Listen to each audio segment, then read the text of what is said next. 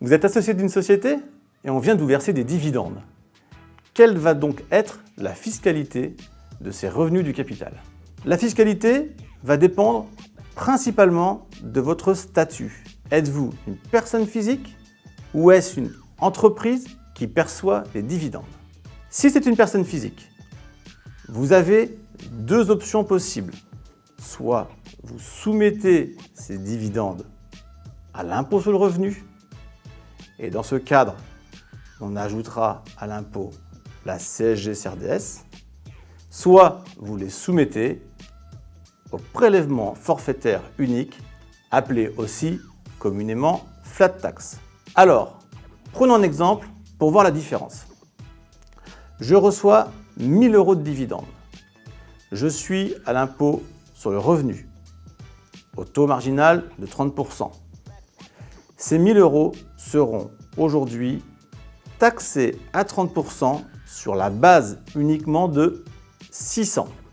Donc, vous allez payer 180 € d'impôt sur le revenu, auquel on va ajouter non pas un impôt, mais une contribution, la CSG-CRDS. Et cette CSG-CRDS, qui est aujourd'hui de 17,2%, sera, elle, calculée sur les 1 000 €. Donc, 172 € auquel on ajoute 180 €, ce qui fait bien aujourd'hui un impôt total de 352 €, soit environ 35%. Dans ce cadre, il est possible aujourd'hui de choisir le prélèvement forfaitaire unique. Ce prélèvement forfaitaire unique est une imposition aujourd'hui à 30%, quel que soit votre taux d'imposition personnel. Je reprends le même exemple, vous percevez 1 000, vous ne payez que 300. Donc, il y a bien un intérêt aujourd'hui à choisir et à étudier avec votre expert comptable la meilleure des solutions. Si maintenant, ce n'est pas une personne physique, mais bien une personne morale, c'est-à-dire une entreprise, qui perçoit ses dividendes. Alors, quand une entreprise aujourd'hui détient des participations, c'est-à-dire des parts sociales d'une autre entreprise, pour plus de 5%. Elle relève donc d'un régime spécifique appelé mère-fille. Ce régime est très intéressant puisqu'aujourd'hui, je reprends le même exemple, vous percevez 1 000 € de dividendes dans votre société.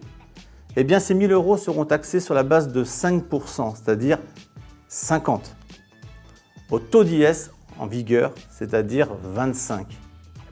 Vous allez donc payer aujourd'hui 12,5 pour 1 000 € reçus. Si l'on compare aujourd'hui à la personne physique qui au mieux, elle, paye 300, vous vous apercevez ainsi de l'intérêt de créer ces sociétés dites holding.